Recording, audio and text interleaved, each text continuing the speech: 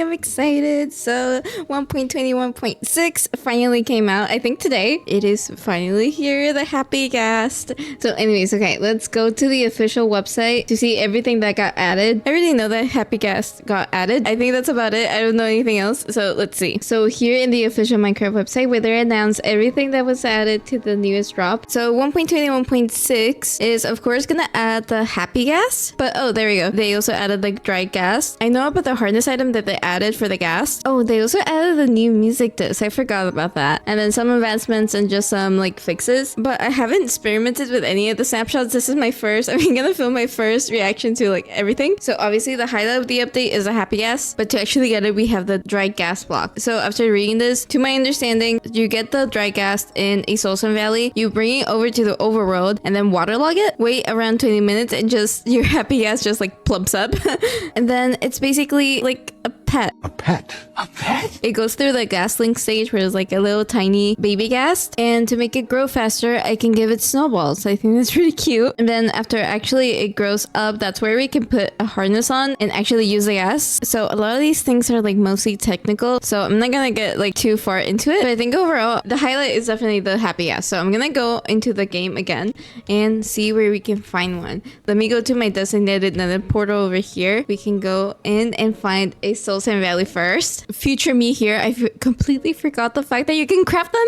You can craft the dry Ghast. It's like super easy. So you just soul sand in the middle, gas tiers around. Huh? It's so easy to craft. Oh my god. Anyways, back to the regular scheduled programming thing. Bye. Oh my god, another see the nether with cheaters. Okay, let's track down a Soul Sand Valley. So, oh, okay.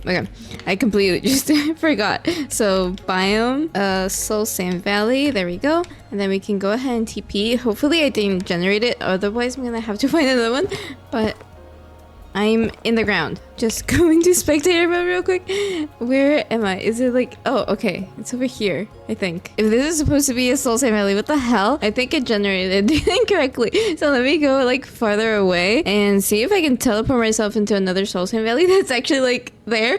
Okay, apparently I found all of them. And I still haven't found the Soul Sand Valley. Okay, let me... I think this is far enough away. Let me do that same thing, that same command, and we can finally get TP to one. Oh, there we go. Finally.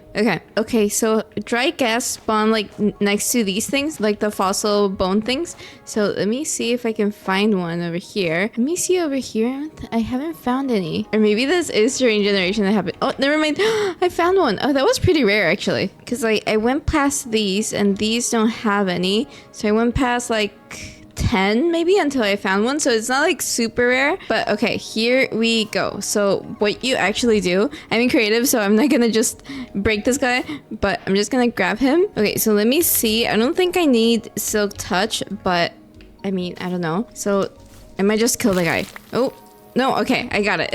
I basically instantly used this pickaxe, so I didn't even have to use silk touch, so that's pretty cool. So we have a happy Ghast. We don't need those anymore. Okay, so let me go back to the overworld. I've lost the nether portal, so I'm gonna have to make another one. Okay, so I'm back over here. I got a water bucket. Let me see. I mean, the website said that it takes around 20 minutes for the dry Ghast to become like a gas link. So what I'm gonna do, I'm just gonna place him like right here. Hi, little buddy. Hi. I'm guessing I'm just gonna waterlog it. And there we go. We just got one of the advancements. So I'm just gonna wait right here. I do have the tick speed changed to like 200, so you can kind of see the particles there. It's going a little bit quicker than usual. So yeah, if you find these guys, fully be prepared to wait for like 20 minutes.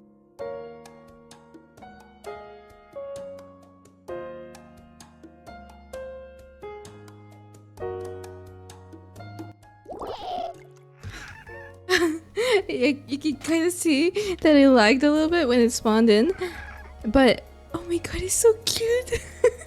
Well, now I think it's attached to me. It said that like from where it spawned in the like a 16 block radius, it will attach to a player. There we go. He's right there. That took about... I was actually timing. It took 15 minutes with my tick speed up to like 200, so it didn't take that much. That's so cute. The noises it make. Oh my god. Anyways, he's pretty happy. You can kind of see in the time lapse that he went from being sad to like neutral to happy, and then he just kind of spawned in like this. We have to wait another 20 minutes, but I'm gonna grab some snowballs and just feed the guy some, and hopefully that makes it a little bit quicker. It kind of works the same way like with cows and stuff. I'm just gonna right click him until he grows up. Oh, there we go. It's so cute. Okay, so I know we can make a harness. Let me see. Harness. Okay, they changed a recipe for the lead. I think you need string. Oops. You need string now instead of... I think you use slime balls for some reason. And for the harness, I don't know what you use for a harness. I think you need use like glass or something. Oh, here it is. Okay, so glass, 1 wool in the middle, and then 3 leather. And because you can attach boats to these guys, they also changed the lead recipe. So it's now all string instead of using slime balls. It was so difficult to get leads for some reason, but now it's a little bit more like starter friendly. So that's pretty good. So let me go get my happy gas. Put the harness on. Where you go? Oh, okay. I am guessing I just right click. Oh. Okay. Oh my god. Okay, it just mounted me automatically. Oh, if I shift click, I dismount and you can stand on top of it. Oh, his glasses are off. Oh my god, that's so cute. And I don't know if you can tell, but when you're standing on him, it doesn't move like at all. So you have to worry. Just worry about like not falling off. Okay, so I just mount him and I move him wherever I go. It's a little bit slow actually, but I can really see how this is going to be useful. Oh my god. That's so adorable. Okay, so W is like forward, and then to look down I have to look up and then press S, and then it goes down. You can kind of see him going down a little bit, and then to go up I press S and then I look down. So that's a little bit weird, but I think I'll get used to it pretty quickly. Oh my god, this is so cool. Look at him. Okay, so I'm gonna leave this guy right here. Let me test the boat thing. Okay, so I don't know if I did right. I think I don't even know what I did, but I think I just clicked that guy. Oh, I shift clicked. Okay, that makes a lot more sense. And then I can actually just transport the guy. This makes kidnapping so much easier. Oh my god. As soon as I said that you can stand on the gas, I immediately thought that this is going to be so useful for building. I immediately thought of a floating island. So I'm gonna take you to one that I have over here. He's pretty slow, so bear with him. Eventually. We're almost here. We're here. So this is a floating island that I made quite a while ago, and like during COVID when I was playing, I made my base completely out of floating islands, so this gave me like war flashbacks. If you ever done it before, you know that this is a pain. Floating islands are a pain to make, especially in survival. I was doing this in creative and I was still struggling. The trickiest bit is doing the bottom part, because you constantly need to go out and see if the shape is correct, and then you also like have to build constantly looking up, so you're not really seeing when you're walking. So when I did this in survival, what I did was grab some scaffolding, which I have like a love-hate relationship with this thing, but basically I just made like a giant platform using scaffolding. So to make the higher bits, I made the scaffolding like all the way over here, made like a 20 by 20 platform or something, and then when I was ready to go down, I had to break everything and make another platform underneath just to get like the bottom layer. It was so painful. I hated it. I hated doing this, and I wasted probably like 10 stacks of scaffolding just to make an entire platform. It was so stupid. And then don't even get me started on how this thing can only go up to like 5 blocks on each direction until it like eventually falls down, and you have to make more, so it wasted so much. Anyways, okay. I'm gonna get mad. But this guy is gonna solve so many things. So basically what I was thinking that I could do, I don't need a platform anymore. Like, I don't think scaffolding is like completely obsolete, so I can go over here, adjust him to where I want him to be, so like right there probably, dismount, and then I can just grab whatever block that I need, like do everything that I need to do, and then when I'm ready I can just go over here and do the same thing over here. I don't even have to like dismount. I just can this solves so many things. This is why I was so excited. This makes building from underneath, or like on really big scale builds, so much easier. I'm so happy about this, because I'm gonna leave him right here. But what I was also thinking about was that hot air balloon. I love making hot air balloons, but they're a pain to make just because if you're running out of blocks, you have to go down and then back up and down and back up. It's so annoying. And then this one, to make it hard myself, I decided to make like a really fancy pattern, as you can see. But I made it out of white wool first until I liked the shape, and then I decorated. I've done this in survival. It was so annoying. Like even using Elytra, it was so annoying to do. But I really do think that the happy gas is going to solve a lot of these things. Because like what I was also thinking, let me go over here where I have a tower. So here I have a tower that I made a while ago. So let me place in this guy and then hardness him.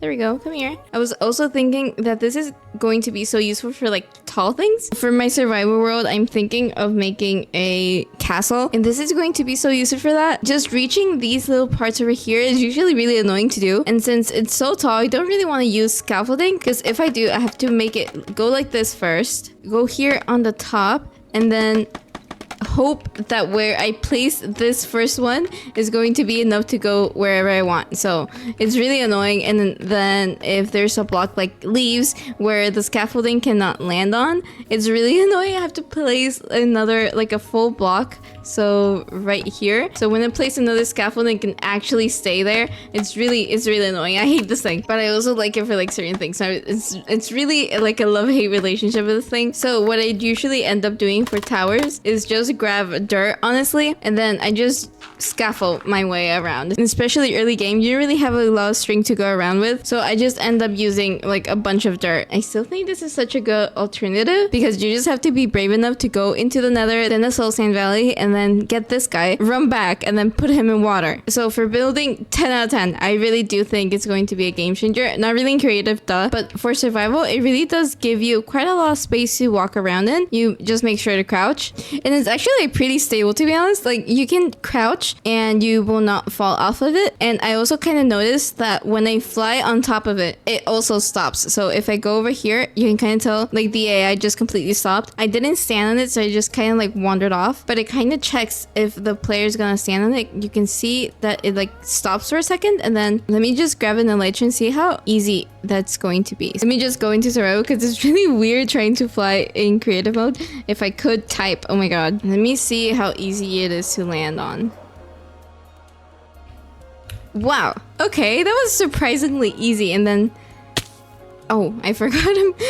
I forgot I didn't have like any armor thing or anything. Let me see how easy it is again. That is pretty cool. It checks pretty quickly if I'm gonna stand on it, and then I can just fly off of it. That's so good. Okay, I'm really happy with this. I think this is my mistake. Like I'm so used to shift clicking when I'm in creative when I fly around. So like if I want to go down or up, I'm so used to like shift clicking. So I'm trying to do that while I'm in the gas, and I accidentally dismount it every single time. I kind of have to get used to like pressing S to go down. But yeah, that's like my mistake. I'm kind of used to playing creative a lot. So let me go to this guy. That one, I think it didn't despawn, but I think it's unloaded, so it should still be there somewhere. There we go. So if I stand down here, it does eventually go down enough so when I can like jump and click him. I think these guys will really benefit from having like a stable like in the sky or something, or I don't know, just like here in the ground. So stay tuned. I'm probably gonna experiment with that later, because like yeah, so far they just wander around me. Something that they get really high like that, and then sometimes they go down all the way down over here, and then I can barely like click him to ride him. So I think it would be so useful if I just had like a stable for them, and then kind of like park him wherever I like and leave him there. Unfortunately, these guys are not breedable, but they're craftable, so it's kind of fine. I do still think they need like a stable though. They just get too far away sometimes, so I don't like it. I feel like I'm gonna lose him. But anyways, yeah, so far he's pretty good. I really do like them. I did think they were a bit weird at first, just because like look at him, he looks so goofy.